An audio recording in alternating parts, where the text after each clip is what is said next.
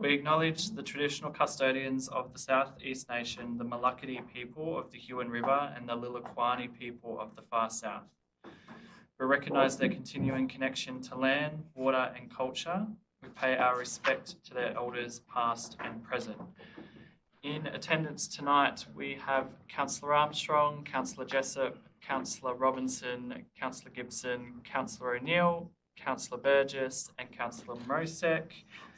Would you like to introduce your staff? Sure. Tonight we have General Counsel Matthew Grimsey, Director of Community and Place Lyle Ground, Director of People and Corporate Services Paddy Johnson, and Director of Infrastructure and Assets Frank Chen, and support staff, Innovation and Technology Project Officer Connor Watson, and Executive Assistant Olga Bath. Mayor Sally Doyle is an apology tonight. There are no other apologies. There are no leave of absences tonight. We have no one absent. Declarations of interest. Councillors, does anyone have a wish to declare an interest in any of tonight's agenda items? No. Confirmation of minutes. Do I have a councillor to move a motion that the minutes of the ordinary meeting 29th of October 2025 as circulated be confirmed? Councillor Gibson and a seconder. Councillor Armstrong. Do any councillors wish to report any changes?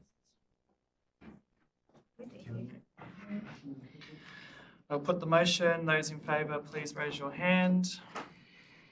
All councillors present. Motion is carried. Legislative items. Are there any legislative items? No. Any urgent matters? No. No mayor's announcements. Public participation. We have no one in the gallery tonight. We have no one in the gallery. There were no questions taken on notice from the previous meeting. There were no questions given on notice for tonight's meeting. And there were no questions without notice submitted via email for tonight's meeting. So what do we do? Yeah, we're just going to skip. We carry on. Great. They know what's late. Deputations to council. Are there any deputations? No. Is there any petitions? No. Planning authority reports. We have one planning report for council to consider tonight and advise that council commenced acting as a planning authority as at 6:03 p.m. In accordance with the provisions of Part 2 Regulation 29 of the Local Government Meeting Procedures Regulations 2025, the council will now act as a planning authority pursuant to the Land Use Planning and Approvals Act 1993. In accordance with Regulation 29, the Council will act as a planning authority in respect of those matters appearing under item 10 on this agenda, inclusive of any supplementary items. It is important to be aware that your roles as a councillor and a member of a planning authority are different. The key difference relates to decision making. As a member of council, your decisions may be swayed by community feedback, but as a member of a planning authority, your decisions must be based on the provisions of the planning scheme. The above snippet from the Good Governance Guide makes it quite clear the importance of wearing, as we call it, our planning hat.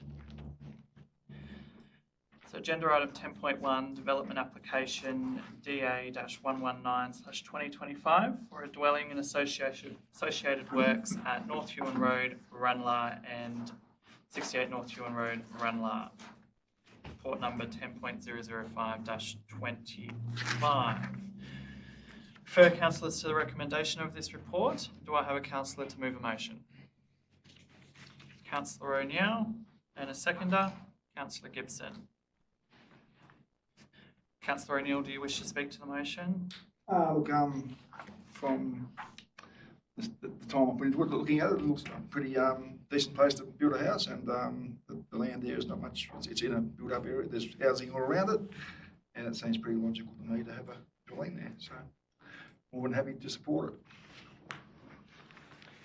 Do any other councillors have a question, comment? Yep, Councillor Gibson.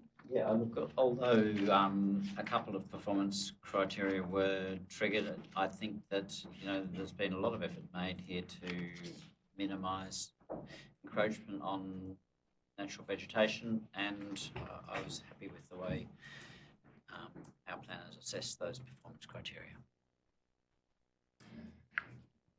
Anybody else? Councillor O'Neill, do you have any closing remarks? No.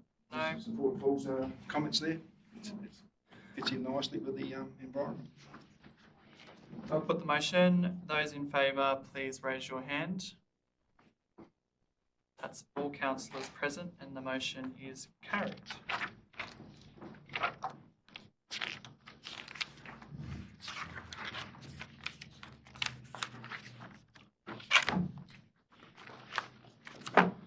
I advise the council is no longer acting as a planning authority at 6:06 p.m. Agenda item 11.011-25, general reports. Do I have a councillor to move a motion that the general reports and minutes for the period 1 to 31 October 2025 be received and noted? Councillor Mrosek and a seconder, Councillor Gibson. Councillor Mrosek, would you like to speak to the motion? I'd love to. Thank you very much.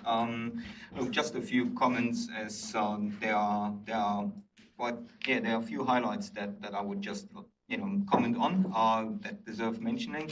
One is it's all in community and place, I believe. We start with the Garden Island Sands community, which is just at my doorstep. I would just acknowledge again the efforts by Dr. Malcolm Johnson in achieving a great outcome for the municipality in winning the disaster challenge, which put our council and the community in Garden Island Sands onto spotlight in terms of nature-based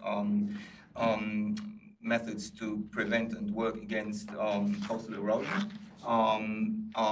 Last Sunday there was a working bee that was highly supported by Huon Valley Council as well. Michelle Joy and Malcolm Johnson both turned up to help, experiencing what the process is and what we're actually doing there. So I think this is a brilliant example on how we can strengthen resilience in our communities, put our hands where our mouth is, get some action on the ground, and actually have tangible solutions that work.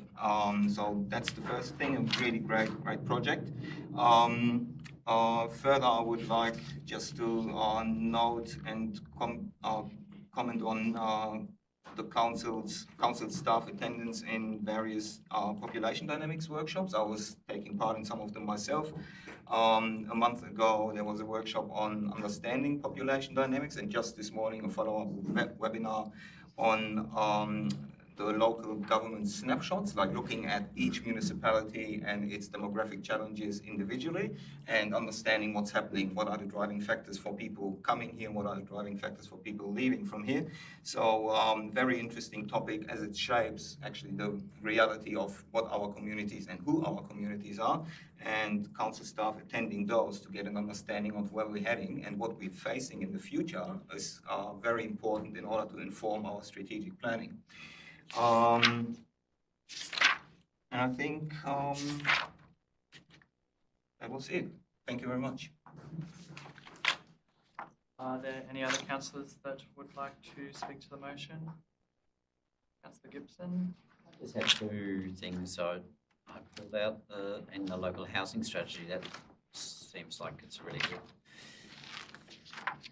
start there. I wondered, I guess the question in there about whether we're going to look at innovative solutions rather than more sort of traditional models of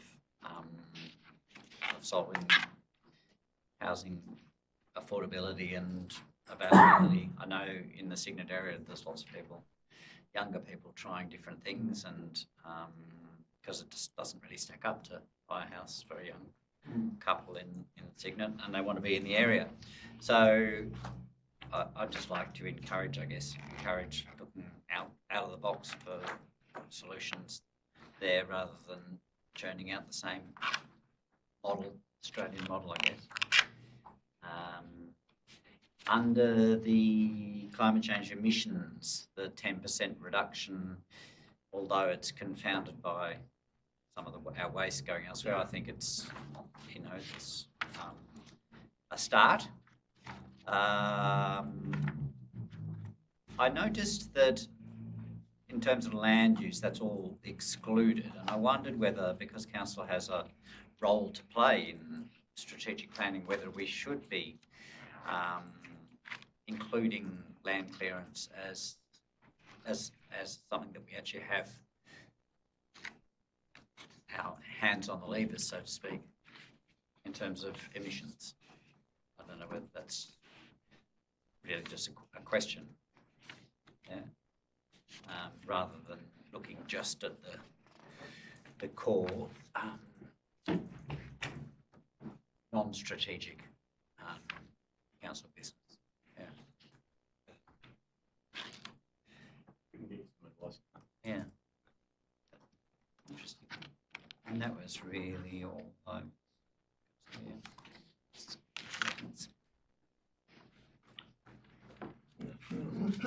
Thank you, Acting. First question, the $130,000 grant for waste. Did I miss that? What was that for? For the tip shop, to formalise the tip shop in Cygnet. Oh, the Cygnet one, yes. Through the waste, it's funded by the waste levy. So we're just waiting for the paperwork to get signed off on it? And then what's your infrastructure development plan? Because obviously Frank's going to have to jump into that.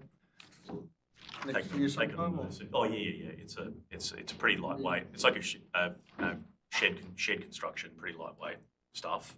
So that all the gear that we've got there, which does sell like hotcakes, but we want it dry and protected and a bit more amenity for customers and staff alike. So pretty lightweight. By Easter, probably by the time we go through the planning approvals and all those sort of complicated tasks. Once we actually have security of funding, then we'll kick into gear with the plan and let you know what the timeline looks like.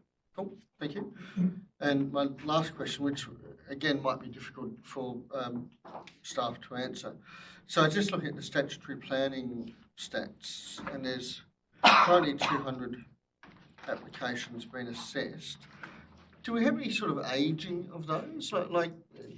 I'm assuming they don't expire, so people can have them sitting there unfunded for a long period of time, or are these 2 years? 2 years. Would be my psychic sort of connection there, thank you, Lon. Yeah. Oh, that's what it was. So of those 200, do we have a sort of are they all 2 years, or are they sort of a mix of? I'll take that on notice, Yeah, and I can thank give you a graphic that would Yeah. demonstrate what the age sort of profile of the different applications is. If it's a lot of work, don't do it, but if you can easily do it, it'd be interesting just to get a feel for how the community is dealing with planning applications, if they're sort of stuck in space or not. Thank you. Any other councillors? No? Councillor Mosek, do you want to make any closing remarks? No, thank you very much. No. I'll put the motion. Those in favour, please raise your hand. That's all councillors present and the motion is carried.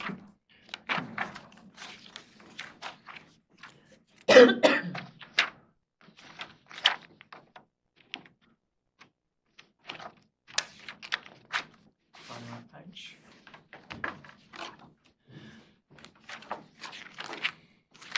Councillor workshops. Would you like to advise of any workshops held? Or was read? I'll take them as read, but I will just highlight that we put an urgent sort of agenda item on the last workshop, which was the Food Standards Australia, the primary produce regulation changes that staff and council has agreed is of high importance to our valley, with producers of leafy greens and berries and things, a feature of roadside stalls. It's both culturally important and economically important. We had a great discussion about that, and we will be putting together the end result was to put a submission together for those against those legislative changes.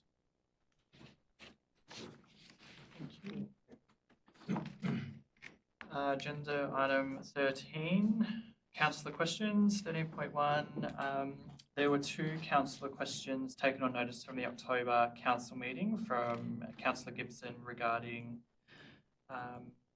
WHS keynote speech attendance, and Councillor Jessup regarding strengthening community resilience. Responses will be included in the minute. There were no questions given on notice. Councillors, are there any other questions tonight? Councillor Robertson. I attended the wonderful Huon show, wonderful as ever. But one thing I noticed was that waste from the show was all going into the one type of receptacle. And our organisation's ultimately responsible for that. And we've seen how, and been doing, with full acknowledgement to staff, a pile of work on the issue of how we effectively and efficiently manage waste. So seeing lots of people wander around with their drink containers, glass or aluminium, and seeing those just go in with the general waste felt disappointing. I guess my question to management to consider would be, could council take a more proactive role in the arrangements for waste disposal from next year's Huon show? Potentially, given that we've got such a huge audience, I was going to look up how many people attended, but I think it's a 5-figure amount. Certainly not all from the Huon Valley, but really great engagement opportunity to do some work and practice on separating recyclable materials. Through you, Acting Mayor, I can just quickly answer that absolutely there'll be, we'll continue to work with the Ag Society. We did actually work with them this year to try to bring some changes to waste management, and it didn't all get implemented for a variety of reasons, which we can come back on. But the intent is there from the Ag Society, who are ultimately responsible for the show and how they manage these things. But that's what we were pushing for this year, and we'll continue next year. And I think with this year having explored the intent and the options that we had, and with the advent of the container deposit scheme, provides some real opportunity as well. So I'm sure that we can work with them and get a better result next year. But what you just articulated was actually the intent for this year. Thank you. I do know that some sorting was done on the Sunday. I got a phone call about crushed cans from people. But yeah, so I know they did do some. It's the difficulty for the show, and obviously I've been involved in the show. It's a largely volunteer organisation, so unless they can find a group who are willing to help stand by the bins and help sort them and stuff, it's just difficult. Royal Perth is the same. The best they can do is largely put some bins around their bar area and maximise that. But the manpower to sort bins of coffee cups and Dagwood dogs for the couple of cans in the bottom of them is difficult. And I think over time people will learn the difference between different sorts of bins. But again, the government has launched a scheme, but they've not launching a lot of education, and you literally need a scout or a guide standing next to every bin going. Preventing commingling is effectively what they need. Bin chaperones, effectively. Absolutely. That's and the accessibility of our audience for that task, and the need to actually shift the responsibility from people who are going through commingled waste bins back to, I've just finished my drink, I'm going to make the choice at that time to get it in the right spot. That as a powerful education and practice opportunity. Good. Keep it up. If I can ask another question, an update on council's response to adventuring animals, the dogs, the cows, I think occasionally horses that turn up wandering our streets or areas of public land, please.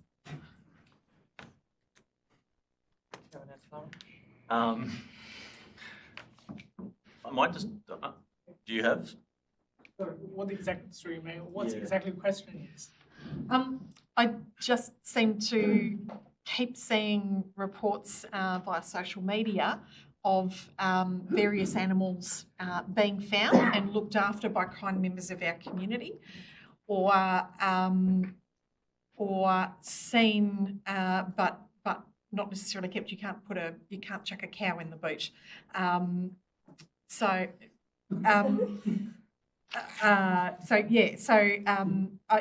aware that that's a challenging issue for council to resource the response to that, especially if it's frequent and becoming more frequent, which is back to people to take responsibility for their animals. I know the implication of a stock on a highway at night and the damage that could cause to someone's vehicle or health that's the kind of thing that keeps me awake at night. So, The quick update, I suppose, is we're completing the recruitment exercise for an animal control officer. So we'll have that finalised shortly. We're looking at some internal changes to make that position more supported and integrated within the wider compliance function. And there are some ideas for largely education and making the resources wider ability to give customers better advice, including people that pick up a dog or have seen a cow, whatever else. So educating our internal team on the ways to process these requests like this, as well as just public information on the website. There's lots of ideas that we're thinking about, but we haven't made significant progress at the moment, just purely with other priorities that are on the books. But yes, it is a pressing issue. thank you. Any other councillor questions? Thank you, Deputy Mayor. It's not particularly pertaining to anything in here, but it does relate to. So I think I just want to talk about Burton's for a minute and how beautiful it is at the moment. Went for a walk there the other day and the bird life is just amazing. You could have just stood there and felt like I was in a zoo somewhere. Which kind of got me thinking about the Folk Festival weekend. And the fact that our caravan park is also fairly full at Cygnet because of situational issues. So what do we do with overflow and how's that going to affect Burton? Because it would be a shame to see all that good work undone by trying to cram bucket loads of people in when there isn't the space that there would usually be in the caravan park at that time of the year. So we've been, we can get you some really precise details on those arrangements, but in a broad sense, we've been working closely with the Folk Festival Committee this year. The overflow, they've got an arrangement with the school where they'll be using that. A lot of the camping and stuff will go up there, and more just some better control and arrangement of the camping that will persist in Burton's Reserve, so that it's a better outcome for those campers, and just a little bit of a risk management sort of tinge over it. So, but the organisers have I think worked really well with us this year to bring a better outcome. Good, thank you, because I know that it's coming up towards that space again and the flurry will begin because of things that do or don't happen. But also, touching on that, I've just lost my train of thought, but it'll come back in a minute. And I made people talk amongst yourselves. No, maybe it's not coming back. Never mind, I'll get back to that later. Thank you. It was something to do with that, but I can't remember. Oh, yes, I remember. Social media's been having a bit of a flurry about why people should have to pay for a permit for the Folk Festival. Now, I sort of gave them a generalised answer that it would be for insurances and blah, blah, blah, blah, blah.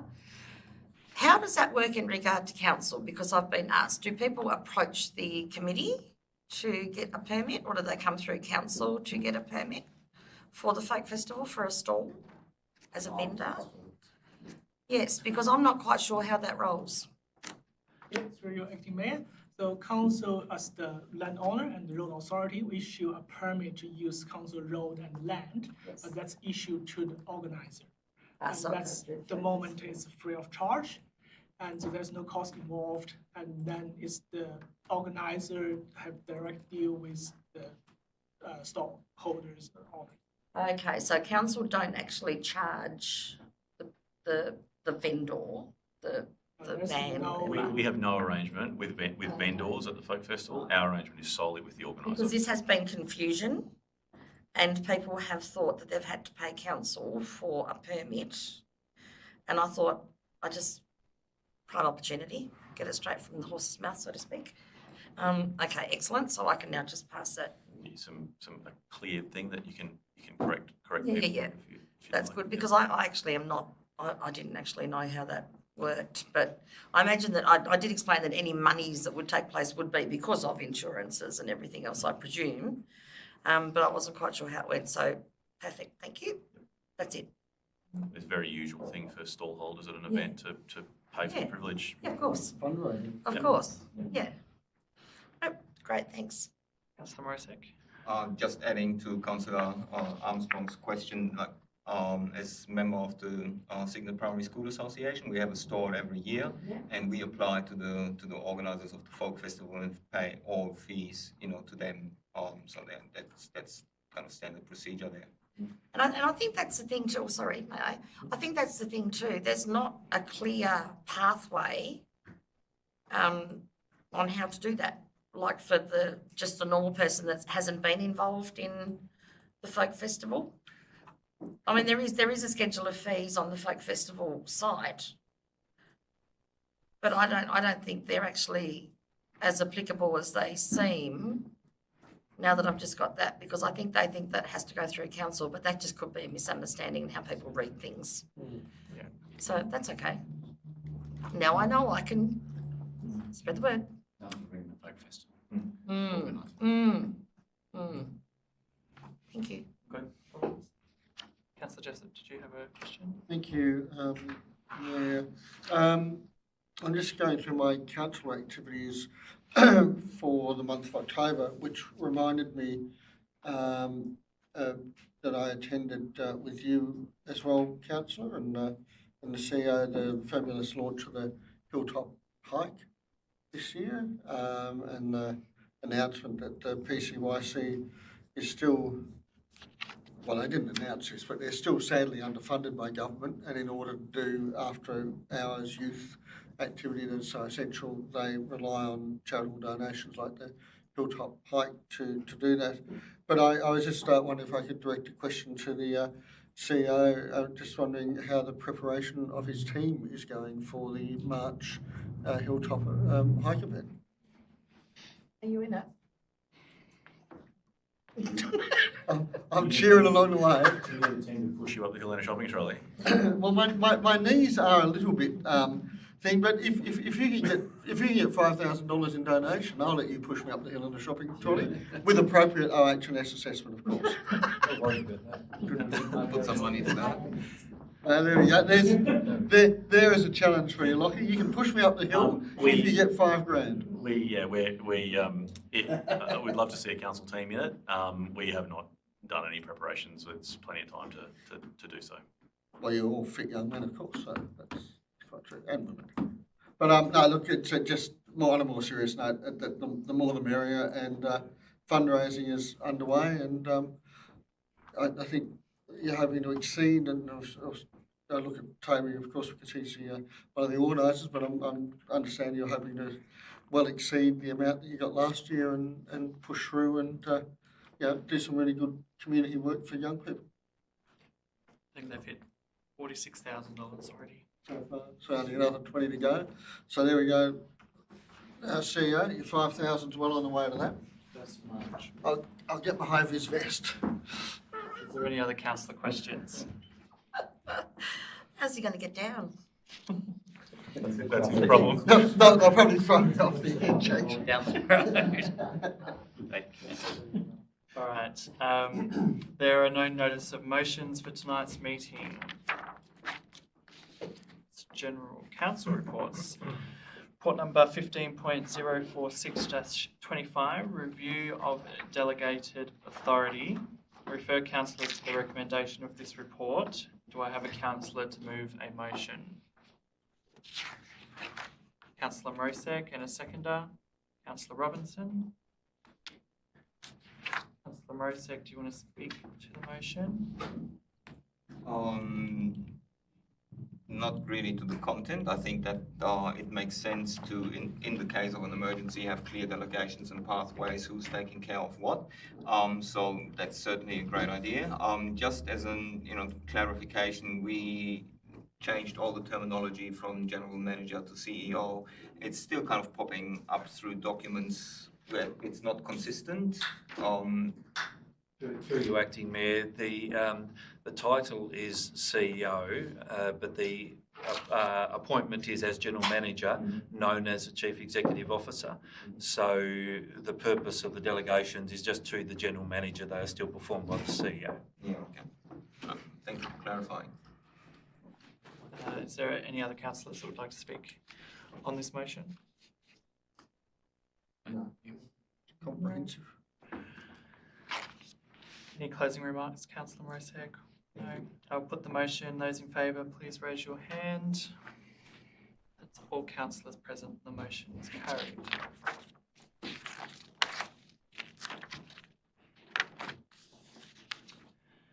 Report number 15.047-25, Dog Management Policy Review. Refer councillors to the recommendation of this report.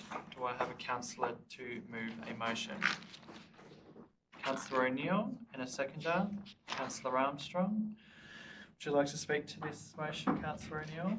No, I think it's all pretty, we've workshopped this and I think we're all pretty happy with the recommendations. Are there any other councillors that would like to speak on this motion? Councillor Jessup? And look, I suppose I'm going to ask staff if they can just speak to the motion and just summarise the key changes. So there any member, because I know dog ownership is a sensitive issue for people, and if there's any significant changes that the community needs to take into account. I'm just wondering if anybody wants to pick that one up. Through to you, Frank, if you'd like to speak to it. Sorry, I didn't warn you. I'm sorry, Frank. Just can you summarise any of them? If there's any significant changes that members of the community need to be aware of in this thing. I don't think there is my answer. I'll just do a very quick overview on it. Generally, it's based upon the previous dog management policy that Council had. There are just a couple of changes in our fee structure and updating to terminology. Dog exercise areas, there is removal of one exercise area at Drip Beach because Council holds no tenure on that, so that's a Crown land. So that is the significant change in relation to restricted areas. The enforcement principles have been included there, which generally refer to the enforcement policy, but also put some specific detail in there in how we actually deal with dangerous dogs.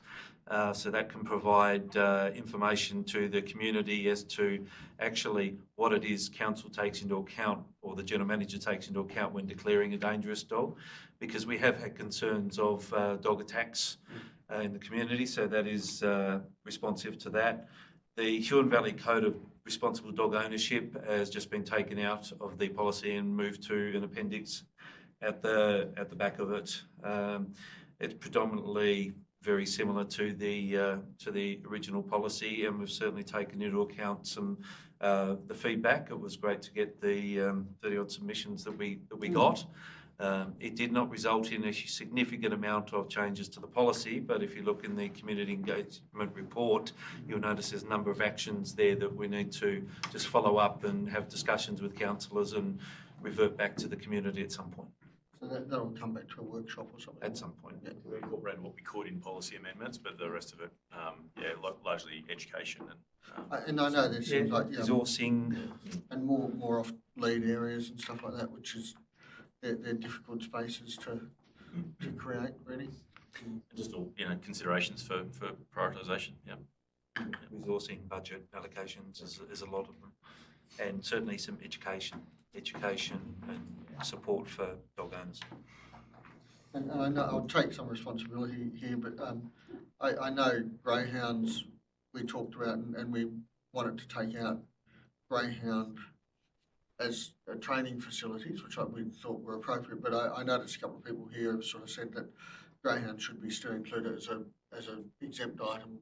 But when a greyhound's a pet, they should be paid the same as any other dog. But what we're saying is that we didn't want to give greyhound training organisations an exemption as well, because we didn't think that was in line with what our community wanted. Do you have I was just in relation to the drip beach. I fully understand council's position. Do we know what Crown's position is on in general? So Crown seems they have their own policy and in terms of the beach management, but I understand they probably also under-resourced in responding to any enforcement inquiries. So it's a challenging space. So would under Crown, I guess they have a dog policy as well. Is that would that be dogs on leads or off, or do you not know? It depends, I understand. It's very purely within their range. Yeah, through you, Acting Mayor, that certainly is one issue that was raised in the submissions that we've taken for action. So I think in that action of having discussions with Parks and Wildlife Service, we'll be able to actually get more information for councillors in the community on that. Yeah, I'm sure that would be pleased to know. Sorry, if I just. So the dog, I am really delayed today. If the dog, I know, like I'm just not focused. Off lead areas. So I know, look, I think people are still going to walk their dog at the drip. I think they're going to have them off lead, and I think it's a lovely space to take your dog. I think there's a lot of places people take their dogs where they shouldn't, and I think mostly they're well behaved and under control, you know. What would stop people in the community using their own land to set up off-leash areas? How would that fall in with council's principles and legislation? For other people or for question. For other people. Through you, Acting Mayor, I think the issue would simply be planning scheme. Yeah. Which would probably be reactive recreation or something like that.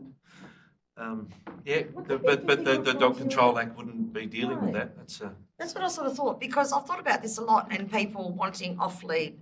Because I know where I go, there's many properties that have got really adequate fencing because they have dogs and they're social dogs. And I'm kind of like, yes, why couldn't people just actually invite doggy friends? Dogs hate to be left alone. Yes. There's a doggy play date as opposed to a kennel. So you're not talking about people who sort of leave them there all day. You're talking about just play bringing dates. friends around Yeah, and play dates. just have a, you know, because Fur Baby Day, and you know they could have a socialised, because that's where you meet people with your animals. Like you meet people that you have chats to and you integrate, and it's just sort of occurred to me that it doesn't actually need to be something that comes through council, does it? Yeah. Really? And I'm also not sure, I mean, yes, planning scheme if it was a formalised, you know, pay per visit type thing, but if you're inviting friends over to walk dogs at your house and interact, then that's the Lots of friends. property. Yeah. Lots of friends with dogs. The dog on the effective control, that's probably the only dog management act cares about is whether dogs are on the effective control. Yeah. Which most dogs that are off lead are, because they're pretty social dogs, and there's the same victims that go and play with each other and end up exhausted at the end of the day, covered in mud, you know. But I just sort of, I've really had a big think about this, and I thought there's got to be an easier solution to just council having to supply them. So if people could do their own, then that's an option. You could have a great outcome with that. You could also, I think there'd be every likelihood that if it was at the wrong property, if there were lots of dogs having a lot of fun and making a lot of noise every day, then council would reasonably expect noise complaints, etc., which would then potentially trigger compliance and or planning considerations. Yeah, of course.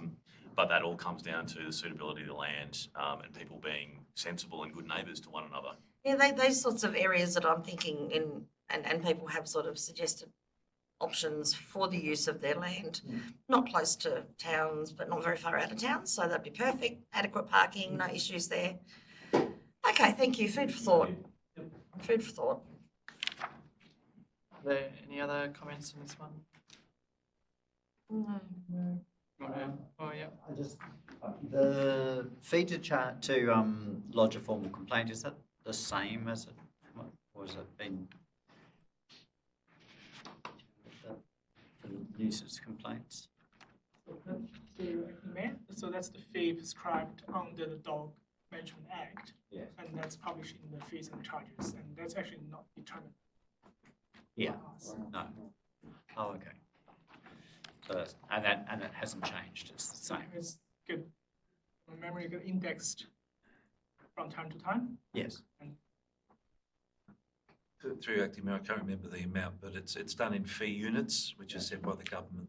And also if the complaints are then being investigated and finally substantiated, that fund actually might get refunded. Okay, do you want to make any closing remarks, Councillor O'Neill? No. I will put the motion. All those in favour, please raise your hand.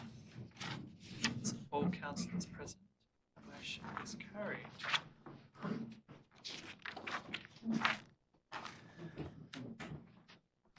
Report number 15.048-25, proposed Huon Valley Municipal Area Bylaw. Refer councillors to the recommendation of this report. Do I have a councillor to move a motion? Councillor Gibson and a seconder. Councillor Mosek. You should speak to this one, Councillor Gibson. I need to say, I really like the succinctness and simplicity of it, and I think it covers everything we need to cover. So, yeah, and we've done a lot of work on it. I'm comfortable with it. Are there any other councillors that would like to speak? Councillor O'Neill? Yep. Look, I was aware of the bylaws being a sort of amalgamating a heap of stuff together and making it simpler. But over the last couple of days reading into it, I do have some, concerns how things are interpreted, I suppose. There's a lot of rules and regulations there, and there's a lot of things that could be interpreted different ways, and I really don't know when they can be enforced and when they won't be enforced. So, firstly, we said we set out to all sporting clubs some correspondence to seek comment, and there was no comment received back. Now, I had no recollection of this at all, but I did search my emails today and I did find it. And it's very vague in what it means to clubs and that sort of thing. I've contacted the president of the Huon Football Club, and he does recollect something about it, but never looked into it at all. And this is setting out in the middle of the final series as well. And clubs are volunteer run. That you see something like that, you forget about it, unless it brings an alarm bell up, and you just don't, you forget about it. So, and I think probably all cricket clubs would be the same. So the reason we've got no feedback is because I think clubs just are not aware of it. So at the moment, clubs have user agreements with council, and I don't know how this interacts if user agreements become obsolete, or if they intertwine with these rules and regulations and bylaws. But I have issues like we mentioned signage. There's millions of signs around ovals and that sort of thing. So these all individually need to be approved by council. We mentioned fires on site. So if I go on like the wood heater, do I have to get approval to do that? We mentioned we can't interfere with council infrastructure, but on the other hand, we're expected to repair things that are broken. So if we have a blocked toilet, we usually our plumber in and fix it. So is that a grey area? Also mentioned that there's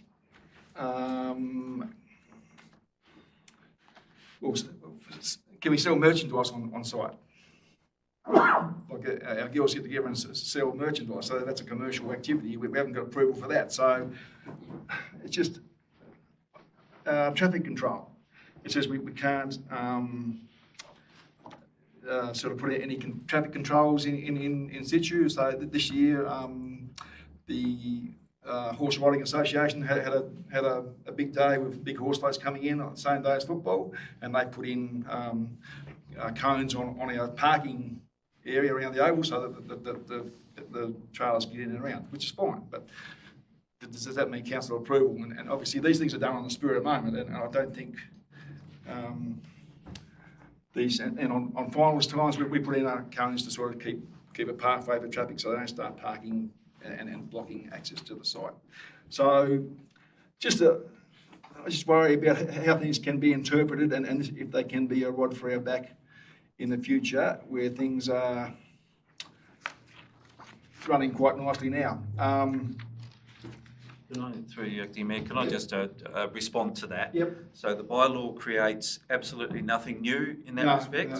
User agreement provisions are still there. They are specifically mentioned in the bylaw. So the intention would be that the bylaw would continue over and all the sporting clubs would have user agreements which would set out your ability to do all those things that you've just talked about.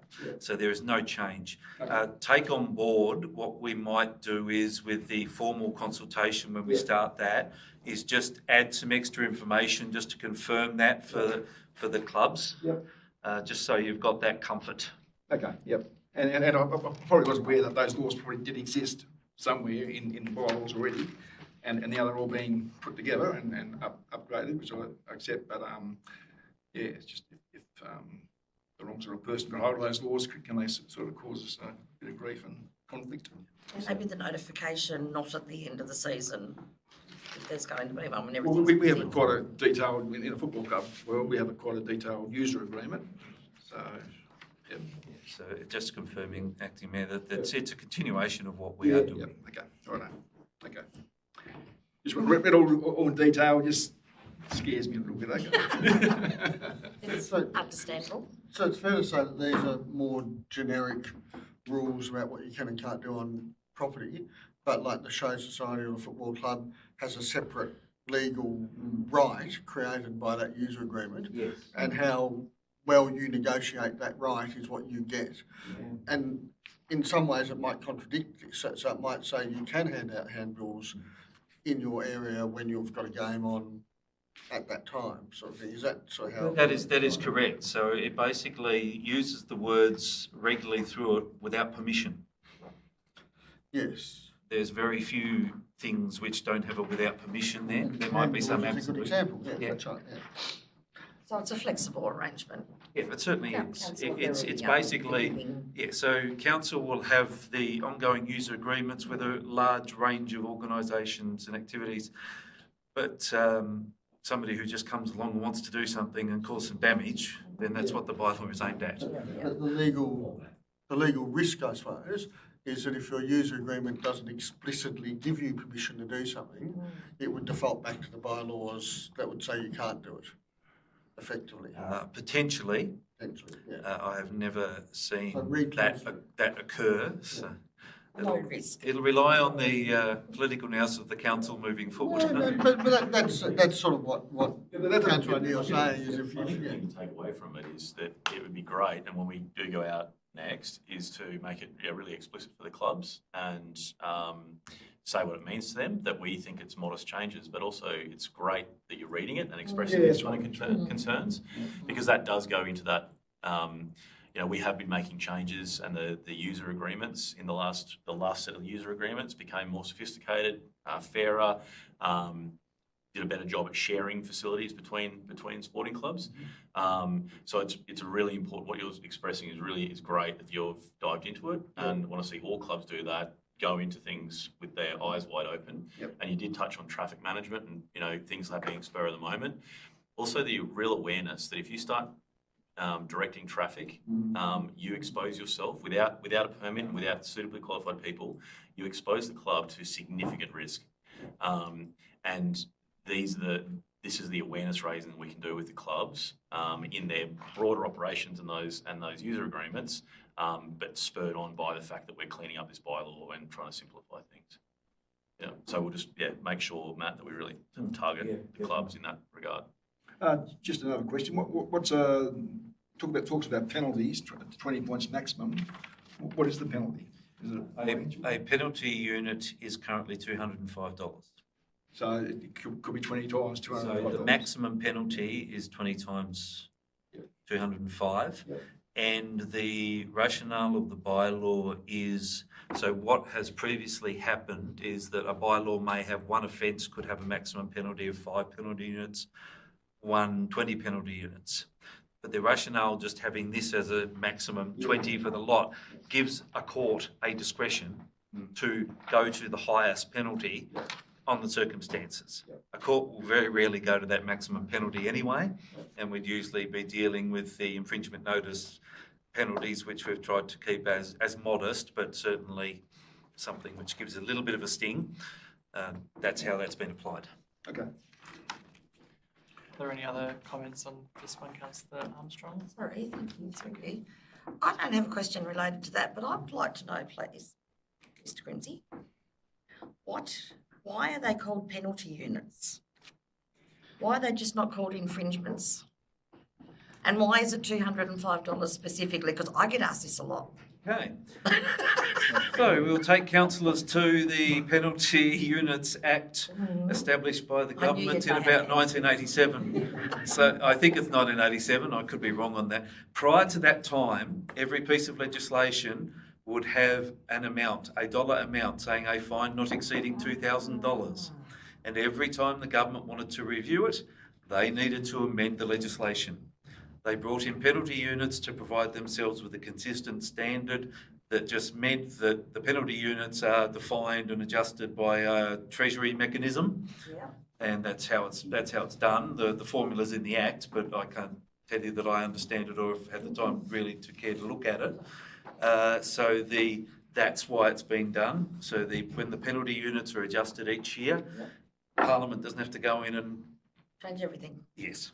That makes total sense. I actually thought it was much more complicated and it was something that was very historical and probably related back to the 1800s and had some far greater thing behind It's it. actually to replace... It's very modern. Yes. Yes.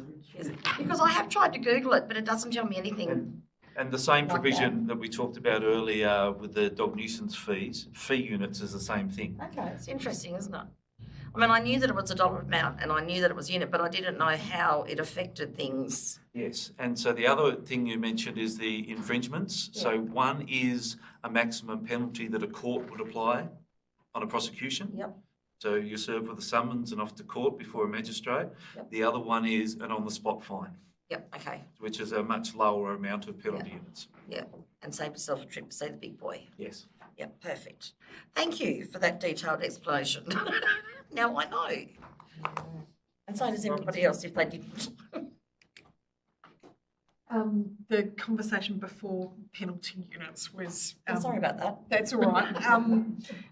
Was absolutely brilliant and about communication between council and users and clarifying expectations. So full marks for exploring that, and if we can keep doing that periodically, we don't get to a point where expectations between those parties are different and things go off the rails because someone hasn't done what somebody else expects them to do. So, so that comment, but also noting that the 3 separate bylaws we've had together total 45 pages, and this comes down to 27. So a little bit over half, but if we've got a much more concise single reference point of paperwork for people to understand the rules, that's a massive win. Yay. And just through Acting Mayor, when the presuming the bylaw actually goes through and is formally made by council sometime next year. We also are looking to try and make it as an interactive document. So at the moment, you'll notice the definitions are in green, but having a document that somebody can just hover over the definition and it come up so they don't have to keep flicking back. So just to making a more accessible document to the community. Yep, okay. Are there any other comments? No? Would you like to make any closing remarks, Councillor? Congratulations to staff and for some really good work and good concise writing. I'll put the motion. All those in favour, please raise your hand. That is all councillors and the motion is carried. Report number 15.049-25, Development Assessment Panel Draft Bill. I refer councillors to the recommendation of this report. Do I have a councillor to move the motion? Councillor Jessup, are you moving it as in the reports or? I will add some garnish to it, if I may, but Right. do I need to read that in first before you ask for a seconder? Or not? It would be useful so the seconder knows what they're seconding. Minor details. So you all received a amendment, hopefully in your emails from Mr. Grimsey at 4:31, if you're looking for it, and it basically largely is the same, except it adds a amendment to add into our response. So at the bottom of the on page 81 of this agenda paper, it adds sets out in the attachment 2 of this report with the following amendment to be installed in the submission following the first paragraph on page 2. The amendment is this council supports the work of government to increase access to affordable and social housing. We know that government is responsible for many. We know that government is responding to many hold-ups in this space, and the planning scheme is just one of them. However, planning approvals is only a minor issue. If there is prejudice in the community, councillors would only reflect the concerns of their community. Social housing providers have the opportunity to work with council and councillors to get better buy-in for their aims and mission, allowing councillors to become advocates for this mission. We do not see that social housing providers are doing this on a consistent basis. There are many cases where social developments have been rejected, but far often on legitimate planning issues, car parking, height and the like. When the developer engages with council, and this is not us, this is any council, in many of the cases the developments are approved with a better outcome. So I just want to add that paragraph in. I'll explain why I want to add that in if somebody wants to second that motion, I suppose. Is there a seconder for Councillor Jessup's motion? Councillor Armstrong. You can speak to the motion. Okay, thank you. Colleagues, we're obviously seeing the DAP is back. There are some minor amendments, and at least the ability of ministers to backdoor development approvals appear to have been taken out of the current drafting. But still, the fundamental anti-democratic process is proposed, and that's basically ministerial appointees can sit in, well, probably not smoke-filled rooms now, that's probably illegal, but sit in rooms and make decisions away from the light of public scrutiny. Any decision we make, anybody can look at it and rightly criticise us or applaud us. The report doesn't add any further compelling arguments of why we need this legislation. In fact, it's still saying that we're one of the best planning processes in the country. So there's inconsistency. We hear that we're in a budget crisis and we need to reduce the cost of government, and this is just adding another quango to get paid and be supported by administrators and to do exactly the job that we around this room are doing for a relatively reasonable figure. Council staff are still going to have to do all the work behind the scene anyway, so there's, it's just bizarre. Well, it's not bizarre, it's just a blatant attempt to be able to manipulate and control things. So there is the additional sort of comment, and there's been some discussion that this is all about improving social housing. And this council's been supportive of social housing. We've asked questions about, can we get less concrete in these places? Can we, do all sorts of things? But largely, the developments that we've seen have fitted the broad context of the planning scheme. And we haven't really been able to make any significant changes because they were compliant. So be it, they all get approved. I'm aware of more complex developments that initially rejected and then approved once a developer has worked through the legitimate issues. As Mr Grimsey's raised in the paper, if this is a major concern for government, they can just amend the planning scheme to make it an approved application. But they wouldn't want to do that because that would then take away a legitimate review process. And I suppose my point is, this is a legitimate review process. If councils are being unreasonable or inappropriate, it will go to TASCAT and they will have to pay the penalty and pay the developers costs to review it. So, it's a net sort of equal gain. So I'm just, from my perspective, I think this is, if local government's going to stay in planning, let's keep it open and transparent. Let's not give an alternate pathway where suddenly a shopping centre might get approved where nobody wants it or something like that because somebody donated some money somewhere or something. That's a risk with this, and I don't think we should allow that risk. We should keep planning in the open in this space.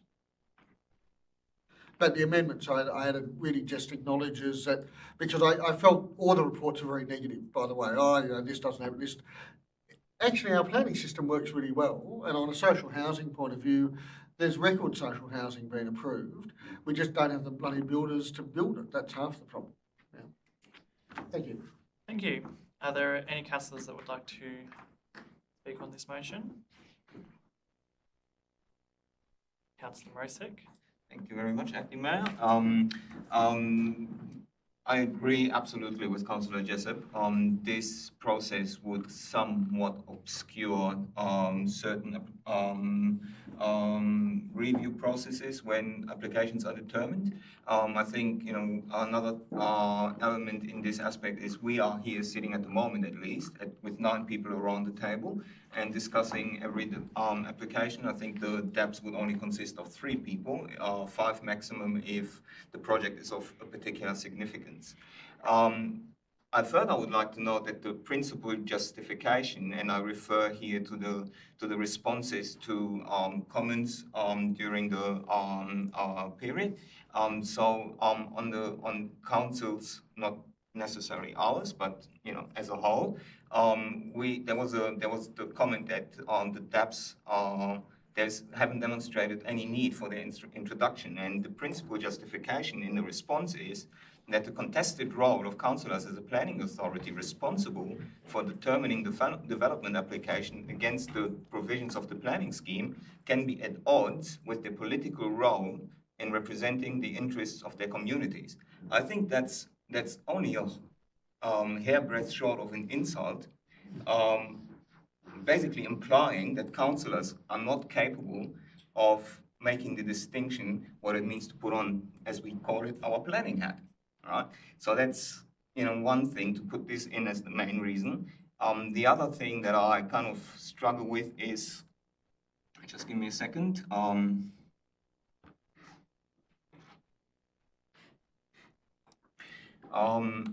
That this approval process further, is justified by creating an alternative pathway for, I refer to the response to the issue of diverting resources away from more important strategic planning reforms. So it is argued that this alternative pathway for certain problematic development applications needs to be streamlined. So I think this is highly stigmatizing. calling any social housing development problematic is, I don't know if this helps the issue. You know, we're trying to resolve the divisions, and this is creating or contributing to further dividing people. If there is a if there is a perception or a prejudice against social housing or having it in the neighborhood, I would be more interested in looking at the root causes of why this is happening. Why are people actually in need of social housing? And why is the perception of people who are in this need such a bad one? So maybe the government would like to invest maybe some time in researching that rather than blaming councillors of, you know, being incapable of doing their job actually. I find this really difficult to swallow. So on top of everything else that has been said before, I would, you know, just like to add this into the discussion because it's the third time now that we get this to hear this. And I'm personally getting a little bit tired of hearing all those excuses, which are actually not our problems. So, yeah, I fully agree with Council's position in not supporting the DAPs. Thank you. Thank you. Are there any other councillors that would like to speak? Councillor Armstrong? Briefly, thank you, Acting Mayor. I agree entirely with Councillor Lucas and Councillor Jessup. But they either kind of put up or shut up. Because realistically, this is the third time and it's been talked about for 5 years, 4 years, however many years.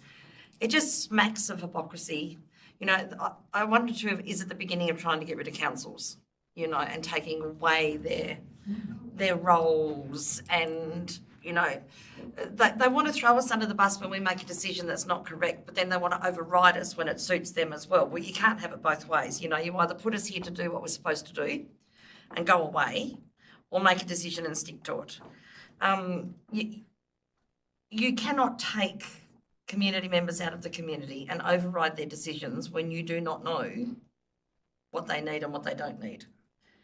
So I think the only choice we really have is to just keep opposing and opposing and opposing until they finally do decide, you know, what council's fate will be, however many terms down the track it takes. But every region's different too. So, you know, does a DAP go like, is it an area or is it like just one organisation that deals with everything? Like, do you have separate DAPs in separate areas? Like, do we? I don't know.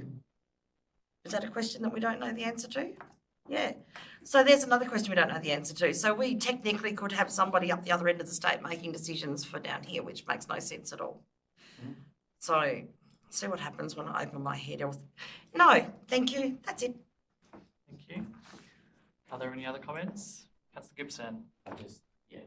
I agree with Councillor Jason and Councillor Ambrosio very much. I think the state government still wants to pick and choose certain projects and skirt around their own planning system in case, you know, it's not going to give the outcome that they want. And I think if you write a planning scheme, you should stick to it. That's the whole point of it.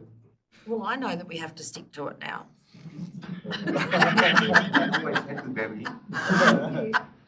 See, I've learnt my lessons. And if you design a planning scheme system that isn't working as well as you want it to, then you put effort into improving it. So systems don't have to sit stagnant, you can improve them. But I think it was going to be faster and better than the last one anyway. and nothing's ever perfect. No. But we've got some great technology these days that can build tools to make things user friendly. And I think that's half the battle and the argument, is having a system that people can access and understand. And if we do that, we'll get a long way further. Yeah, you just have to have a set of rules and I think then you stick to them. To Councillor Jessup's motion, are there any other comments before we put this one? We'd like to close. I'm feeling a level of hypocrisy given my views on certain other planning decisions that have been made in the state at the moment, but I'll just gloss over that. Yeah, in this new parliament where we are trying to, encourage the politicians to get on with each other and listen and have a diversity of views. I hark back to a time before I was on council when I think the now CEO brought out a letter from Minister Yench saying that council shouldn't consult with their constituents about things like zoning changes and stuff because it would just confuse them and it would give them, I think the wording was beautiful, it was something like give them a higher expectation than their legal rights had, which, yes, as we showed and as the good people from Kingborough are showing, the people have a large voice in this and transparency about decisions. And I note that Minister Abetz has become the best friend of all people in Kingborough, supporting their now position, which he didn't support ours. So yeah, I suppose just reflecting what we're also, I call on one of our Kingborough, one of our Franklin representatives to just bury the DAP forever. It's a waste of money, it's poor planning, and as you say, it's an insult to all the people who spend the time to come to this chamber and support council activities and stuff. So let's hope it's third time lucky and it disappears. I will put the motion. All those in favour, please raise your hand. That is all councillors present and the motion is carried.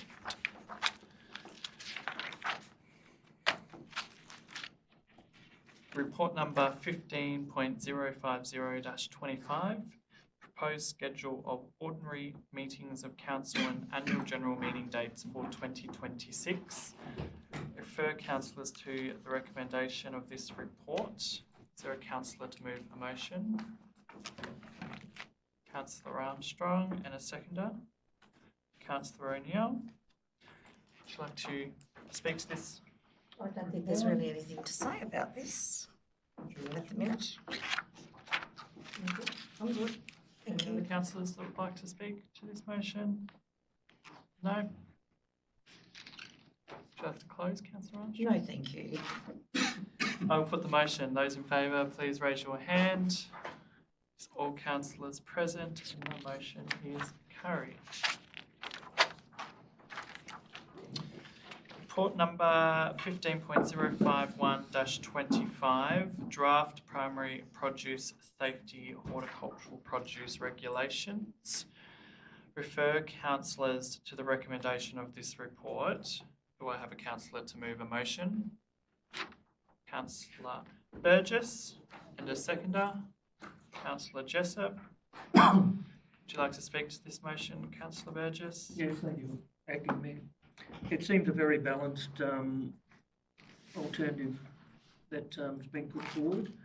I can see that even if they take us very seriously and think we've come up with a really good idea, there's still going to be a mountain of red tape, and it just seems ridiculous that people want to sell some produce on the side of the road because they've got a bit of surplus.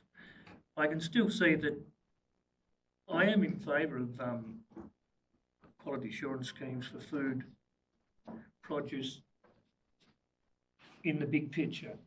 But I think when we get down to the nitty-gritty, we're just going to create a mountain of red tape and cost which is just prohibitive to get them set up and then to administer it and then to audit it. But I know all the costs will be put back onto the producer anyway. So, and there are concerns if people want to get a bit bigger and they want to start selling to the supermarkets and things like that. Well, it'll be up to them as individuals. They will have to go down that line to get some sort of quality assurance scheme in that's acceptable to the supermarkets. So that'll be an individual thing for them. So I think the recommendations are pretty fair and pretty well balanced.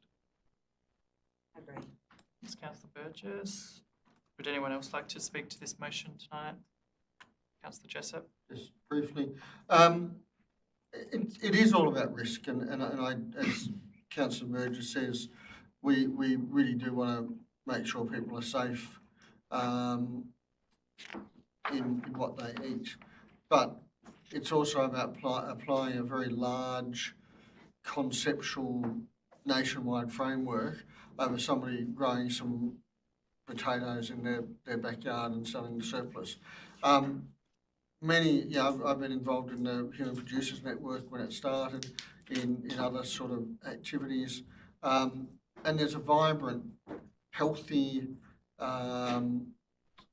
community that believes in food security. And if thinking back some time, the Human Producers Network was funded by a Red Cross grant that was worried about food security, that we didn't have enough food in our local areas being grown. We want to support localised growing. We don't want to rely on long and costly and fragile supply chains that we know doesn't take much to break them. I'm very much in favour of people being able to grow their produce. If you're going to inspect it anywhere, you actually inspect it at a point of sale.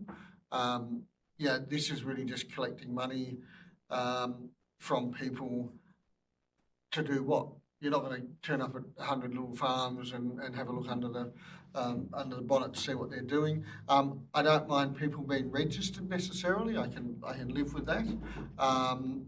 To give a level of traceability, I don't mind sellers being required to list where they get their produce from, but all of that can be done without a fee, and it can be done in a very simple way. It can even be done online these days. The apps are quite simple, and it can be monitored. And if somebody's selling 10 tonne of spinach, well, maybe they're not a small producer anymore, but you don't need to drive every backyard producer out of it by turning them to criminals, because they're not going to pay the $300 fee anyway, and they're going to be doing it. So you're going to turn people into criminals for no reason.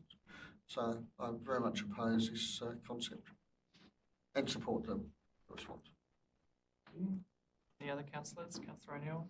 Look, I think the benefits of mental health, being self-sufficient, having local produce far outweighs any minute risk of contaminated produce. And I think, I know big business, there's a lot of stuff that comes from overseas that supposedly goes through this system, but I'd trust local produce over that personally.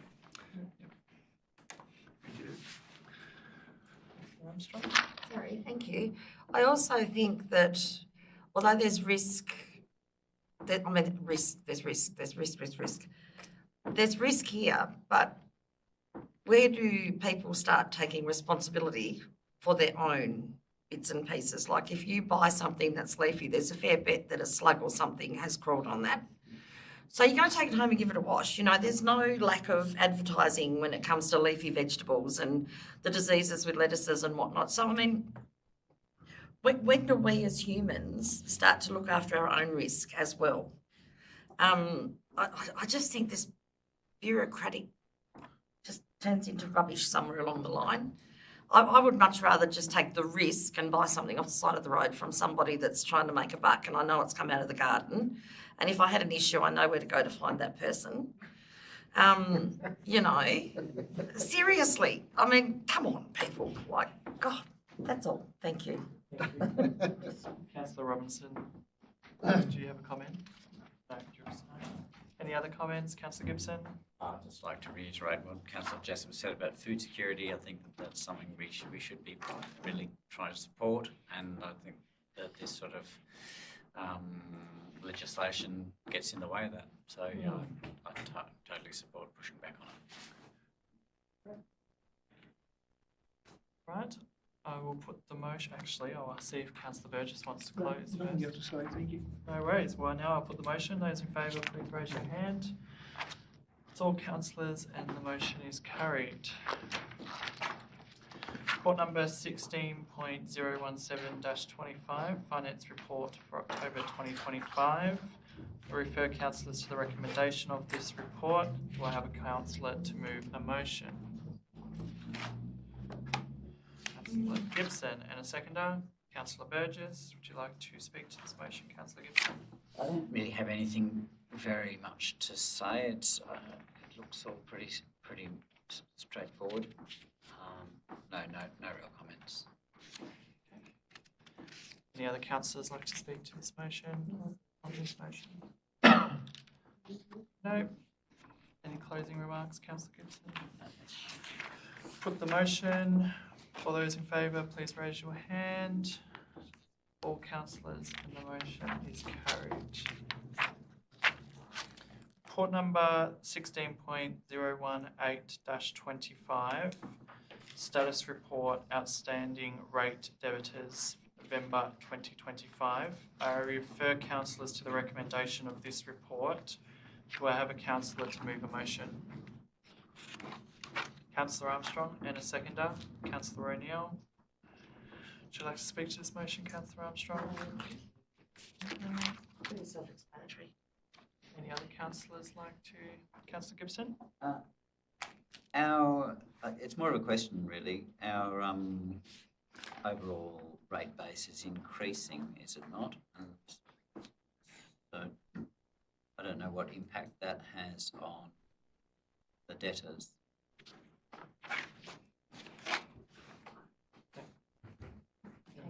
Through you, Acting Mayor, we've actually had a good analysis of our outstanding debtors because, like you, when you look at the numbers, you're not sure what portion of those are due to the increase in the rate base, or is there a way people are actually changing their payment options as well? And we found on reflection that it is because we actually have increased our rate base, but also that more ratepayers are paying on instalments. So that's why you can see the difference. So the actual increase in outstanding debtors is less than 0.5%. It's just, it is, and so I am really mindful, and so is the team, that we keep an eye on that so that we make sure that people are actually, keep paying to a percentage of the total rates based and seeing what else we can do. We do regularly advertise, instalments, and if you're struggling to pay, so there's a hardship policy. All of that information's on our website, and of course, if you ring through, we have a specific number that you can call our rates team, and they can help guide you through all of those things if you are finding it hard or difficult to pay for your rates. Any other councillors? Councillor Robinson? On that, and I guess I'm harking back to the previous report, I think you're saying because in the previous report, which is on page 693 of our papers, looking at rates outstanding percent for October, September and August current year versus previous year, I can see sort of about a 2 to 3% difference, but you're saying that's actually about a 0.5% difference plus a little bit of accuracy because of a shift from quarterly to periodic, say, fortnightly payments. That's exactly right. It's how people are actually paying their rates. So previously, for instance, housing would pay upfront.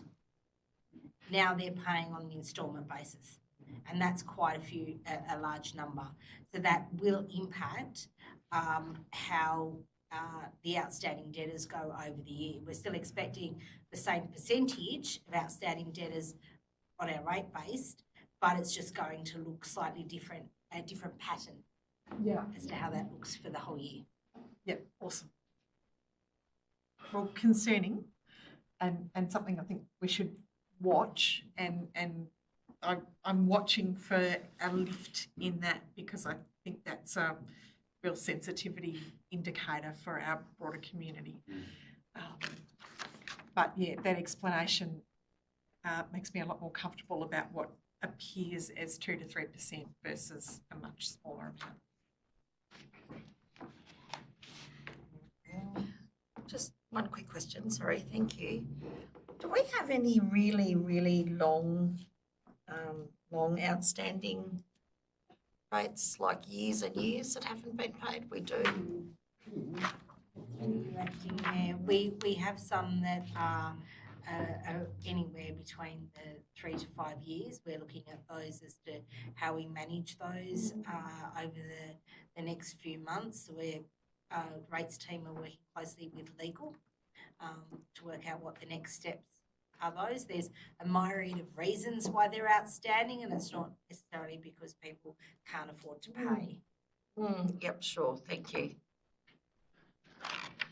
Through acting Mayor, just to add to that, the expectation is that we're bringing a process to you for commencing sale of land front paid rates in January next year. Cool, thank you. Okay, do you, any other comments? No, votes closed. No, we'll put the motion, all counts, all those in favour, please raise your hand. It's all councillors present and the motion is carried.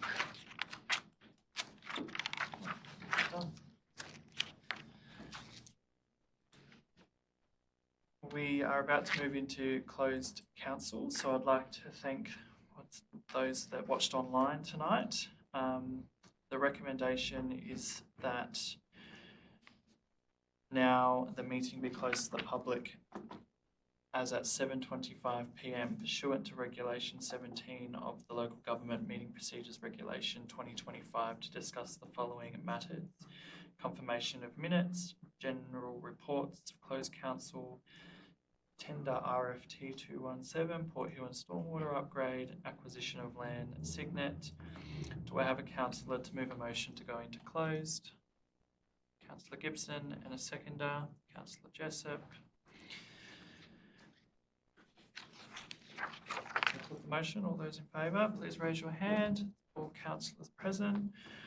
Advise that in accordance with Huon Valley Council audio recording of council meetings policy, recording of the open session of the meeting ceased at 7:26 p.m.